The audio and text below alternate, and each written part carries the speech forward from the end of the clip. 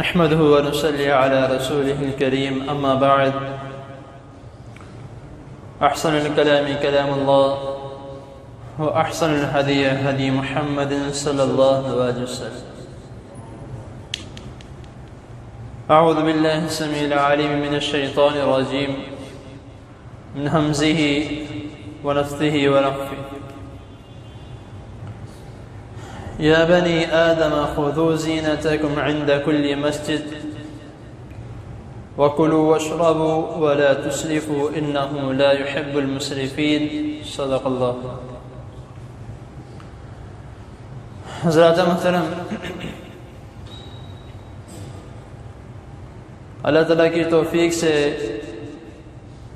باب المساجد، مساجد کا بیان، مساجد کا احترام، مساجد کے آداب آپ کے سامنے اختصار کے ساتھ بیان کیے جا رہے ہیں.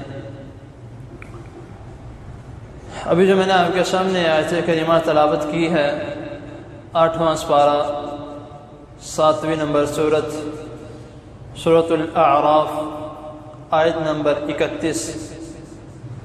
یا بنی آدم خذوا زینتکم عند کل مسجد. چونکہ ہمارا جو موضوع ہے وہ مسجد کے بارے میں چل رہا ہے، تو اس آیت میں بھی خذوا زینتکم عند کل مسجد، مسجد کا لفظ استعمال کیا جا رہا ہے. اور اس آیت میں اللہ تعالیٰ نے یہ حکماً بات کہی ہے کہ اے بنی آدم، اے آدم کی اولاد، خذوا زینتکم عند کل مسجد، جب بھی تم مسجد میں آؤ تو زینت اختیار کر کے آؤ. اب حیرانگی والی بات ہے کہ ہم نے مسجد میں آنا ہے اور اللہ تعالیٰ کی عبادت کرنی ہے، اور اللہ تعالیٰ فرما رہے ہیں کہ جب تم مسجد میں آؤ تو اچھے طریقے سے خوبصورت انداز میں آؤ.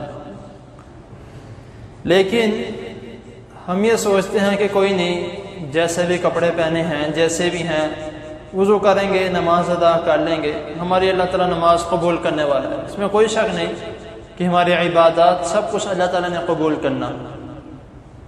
لیکن یہ سوچنے والی بات ہے کہ جب ہم کسی کے گھر دعوت پہ جاتے ہیں تو تب تو ہم ایسے تیار ہو کر جاتے ہیں کہ ہم کہتے ہیں اپنی بیگمات کو یا اپنی بہن کو یا اپنی والدہ کو کہ وہ جو میں نے سوٹ جو نیا لے کے آیا تھا، سلوایا تھا، وہ والا سوٹ نکالنا ہے، اور اس کے ساتھ یہ شوز نکالنے ہیں، یہ میں نے چیز لگانی ہے.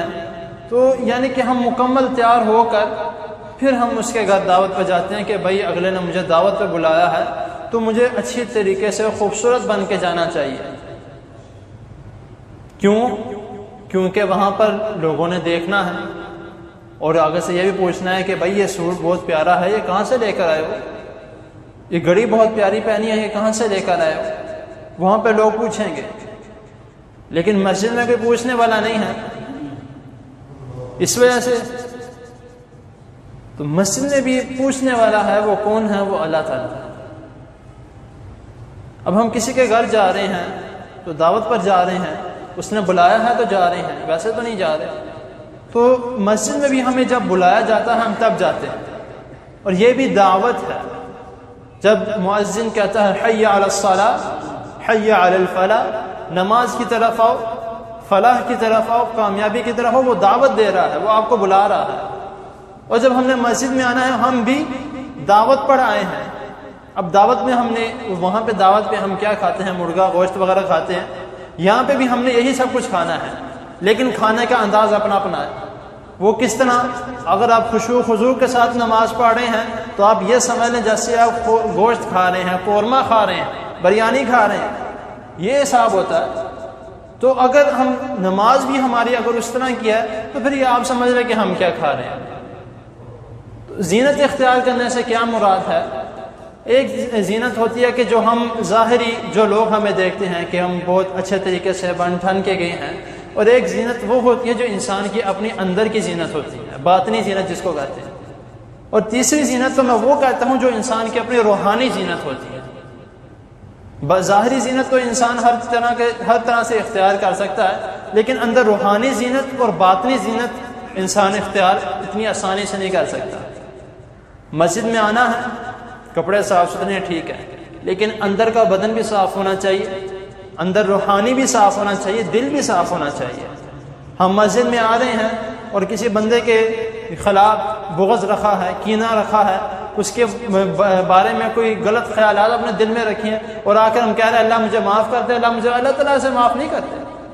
جب اپنے دل کو صاف ستھرا رکھیں گے تب اللہ تعالیٰ معاف کرتے ہیں۔ ایک صحابی کے بارے میں آتا ہے کہ اللہ تعالیٰ نے نبی کریم صلی اللہ علیہ وسلم نے اس کو تین دن جنت کی خوشخبری سنائی، اور ایک جو وہاں پہ صحابی تھے ان کے دل میں یہ رشک پیدا ہوا کہ میں دیکھوں تو صحیح کس وجہ سے نبی کریم صلی اللہ علیہ وسلم نے اس صحابی کو 3 دن جنت کی خوشخبری دی۔ وہ ان کے گھر مہمان بن کے گئے، 3 دن ان کے گھر رہے، تو وہ سب کچھ انہوں نے دیکھا کہ اٹھ رہے ہیں، تہجد پڑھ رہے ہیں، باقی نمازیں ادا کر رہے ہیں، نوافل پڑھ رہے ہیں، تو کوئی خاص بات انہیں نظر نہیں آئی۔ تو وہ جاتے ہوئے سوال کرتے ہیں کہ اے صحابی کے میں نے نبی کریم صلی اللہ علیہ وسلم سے سنا کہ 3 مرتبہ انہوں نے 3 دن لگاتار آپ کی جنت کی خوشخبری سنائی ہمیں، تو ایسا کون سا معاملہ ہے کہ انہوں نے 3 مرتبہ یعنی کہ 3 دن لگاتار؟ تو صحابہ عرض کرتے ہیں کہ مجھے نہیں پتا، شاید یہ وجہ ہو سکتی ہے کہ میں جب رات کو سوتا ہوں تو جو دن کی اگر مجھے کسی نے تنگ کیا ہے یا مجھے کسی نے کچھ کہا ہے تو میں سب کو معاف کر کے سوتا ہوں، شاید ہو سکتا ہے یہ وجہ ہو سکتی ہے۔ تو یعنی کہ دل صاف ہونا سب سے مین بات ہے۔ آپ مسجد میں آ رہے ہیں، آپ نے دل سے اللہ تعالیٰ سے دعا کرنی ہے کہ اللہ مجھے سیدھے راستے پر چلا، اے اللہ مجھے ان لوگوں سے بچا کے رکھ جن کو آپ نے ایسے راستے پر چلا جن کو آپ پسند نہیں کرتے یا جو گمراہ ہو گئے۔ تو جب ہم یہ دل سے دعا کریں گے انشاءاللہ تعالیٰ اللہ تعالیٰ قبول کریں گے۔ اور باطنی یعنی کہ بدن کا پاک صاف ہونا، اچھے طریقے سے وضو کر کے، مکمل وضو کر کے، یہ نہ ہو کہیں سے خشک ہو کہیں سے رہ جائے، مکمل وضو کر کے اگر غسل کرنا ہے تو غسل کر کے پھر مسجد میں آ جائے، یہ ہوتی ہے باطنی، اور یہ اس کو کہتے ہیں زینت اختیار کر کے مسجد میں آنا۔ تو جب ہم انشاءاللہ تعالیٰ زینت اختیار کر کے مسجد میں آئیں گے تو اللہ تعالیٰ بھی کہیں گے کہ میرا بندہ آیا ہے، دیکھو کتنا خوبصورت لگا ہے اور کس طرح تیار ہو کر آیا، میرے سے ملنے کے لیے آیا ہے۔ اللہ تعالیٰ بھی انشاءاللہ تعالیٰ جس طرح باقی لوگ آپس میں ڈسکس کرتے ہیں کہ وہ بندہ بہت پیارا لگ رہا ہے، اللہ تعالیٰ بھی انشاءاللہ تعالیٰ فرشتوں کے ساتھ اس بات کو ڈسکس کریں گے کہ فرشتوں یہ دیکھو یہ میرا بندہ میرے پاس آیا ہے اور تیار ہو کر آیا ہے، میری عبادت کرنے کے لیے آیا ہے۔ تو انشاءاللہ تعالیٰ اللہ تعالیٰ اگر ہم اس طرح آتے ہیں تو اللہ تعالیٰ ہمارے لیے جو ہم دعا کریں گے اللہ تعالیٰ وہ بھی قبول کریں گے۔ اللہ تعالیٰ کی حضور دعا ہے اللہ تعالیٰ ہمیں اس صحیح دین کو سمجھنے کی، اس پر عمل کرنے کی توفیق عطا فرمائے، اور جو سنا ہے اس کو سمجھنے کی، اس پر عمل کرنے کی توفیق عطا فرمائے۔ جزاکم اللہ۔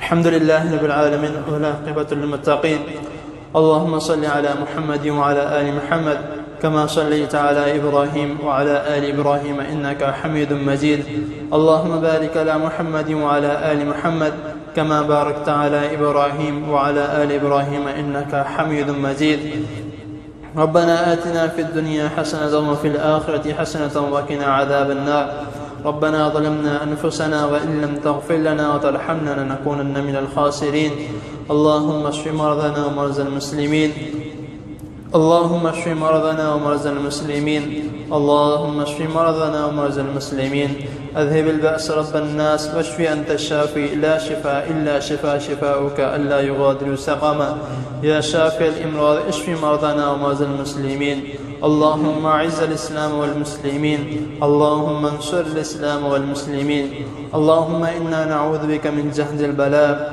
ودرك الشقاء وسوء القضاء وشماتة الأعداء، اللهم إنا نعوذ بك من زوال نعمتك وتحول عافيتك وفجاءة نقمتك وجميع سخطك، یا اللہ جس نے دعاؤں کے لیے کہا ہے ان کی نیک خواہشات پوری فرما، جو رشتے کے مسئلے میں پریشان ہیں اے اللہ ان کو نیک صالح رشتہ عطا فرما، ربنا آتنا في الدنيا حسنة وفي الآخرة حسنة وقنا عذاب النار، اللهم لا سهل إلا ما جعلته لنا سهلا وأنت تجعل الحزن إذا شئت سهلا، ربنا تقبل منا إنك أنت السميع العليم وتب علينا إنك أنت التواب الرحيم.